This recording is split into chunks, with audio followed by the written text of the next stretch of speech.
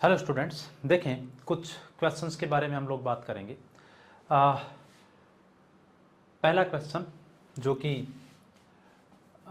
JEE के अंदर पूछा गया है, which of the following statements are correct. कौन से स्टेटमेंट है वो करेक्ट है। The process of adding an electron to a neutral gaseous atom is always exothermic. ये तो सही बात लग रही है क्या आपको? ये तो बिल्कुल भी सही बात नहीं है। क्यों?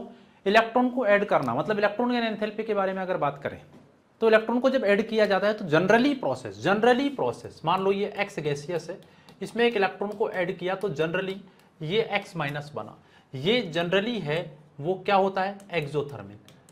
लेकिन हमेशा तो नहीं होता। न्यूट्रल गैसियस एटम के अंदर जैसे कि हम बात करें जहां पर स्टेबल इलेक्ट्रॉनिक कॉन्फ़िगरेशन है, जहां पर इनर्ट गैसेज है, उनके अंदर तो ये प्रोसेस एंडोथर्मिक होता है। तो ये सही नहीं है। ऑलवेज तो एक्सोथर्मिक नहीं होता। ये ऑलवेज वाला टर्म है ना वो, अच्छा मे बी एक्सोथर्मिक, बिल्कुल मे बी एक्सोथर्मिक तो ठीक है। तो ये ऑलवेज वाला जो टर्म है वो इसको सही नहीं होने दे रहा। तो ऑलवेज, नॉट ऑलवेज। ठीक है, नेक्स्ट आइए। The process of removing an electron from an isolated gaseous atom, एक आइसोलेटेड गैसियस एटम से इलेक्ट्रॉन को रिमूव कर रहे हैं, इज ऑलवेज एंडोथर्मिक। बिल्कुल, इलेक्ट्रॉन का रिमूवल तो एंडोथर्मिक ही है, उसमें क्या सोचना है। मान लीजिए कोई गैसियस एटम है, इसमें से एक इलेक्ट्रॉन आपने निकाल दिया, M प्लस इलेक्ट्रॉन, तो इसको तो एनर्जी आपको देनी पड़ेगी ना, तो ये तो प्रोसेस एंडोथर्मिक ही होगा। उसमें क्या है? Del H positive. ये तो बिल्कुल परफेक्ट है। पहला तो ठीक नहीं था, दूसरा सही है। First ionization energy of boron is less than that of beryllium. अच्छा, बेरिलियम की बात करो और बोरोन की बात करो। बेरिलियम का कॉन्फ़िगरेशन 1s2 2s2, बोरोन का 1s2 2s2 और 2p1, यही होता है। स्टेबल इलेक्ट्रॉनिक कॉन्फ़िगरेशन है यहाँ पे। जो बेरिलियम है इसका स्टेबल इलेक्ट्रॉनिक कॉन्फ़िगरेशन है 2s यहां पर।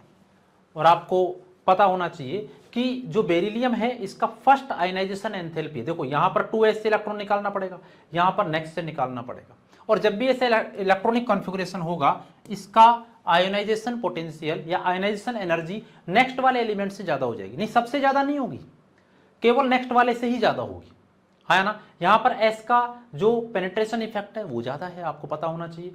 तो यहां बेरिलियम का जो है वो ज्यादा है, आयनाइजेशन एनर्जी बढ़ जाए बोरोन के, ठीक बात है। First ionization energy of boron कम है, ठीक है।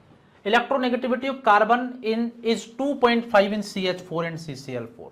कई बार तो लगता है सर कार्बन का 2.5 ही तो होता है, लेकिन यहां पर कौन सा एटम अटैच है उस पर भी तो डिपेंड करता है। कार्बन से यहां पर ये CH4 और ये CCl4। CCl4 में मोर इलेक्ट्रोनेगेटिव क्लोरीन है, यहां पे बॉन्ड काफी हद तक पोलर हो गया ये। तो बॉन्ड, मॉलिक्यूल की बात नहीं कर रहा, मॉलिक्यूल तो नॉन पोलर ही है। तो यहां पर देखें आप कि इलेक्ट्रोनेगेटिविटी इसकी ज्यादा होने की वजह से कार्बन का इलेक्ट्रोनेगेटिविटी बढ़ गया, तो थोड़ा सा इलेक्ट्रोनेगेटिविटी ज्यादा हो जाता है, एग्जैक्ट 2.5 तो नहीं होता, तो ये भी ठीक नहीं है। नेक्स्ट आइए, lithium is the most electropositive. जल्दबाजी में इलेक्ट्रोनेगेटिव ना पढ़ लें। Electropositive among lithium among element of group 1, नहीं, lithium, sodium, potassium, rubidium, caesium.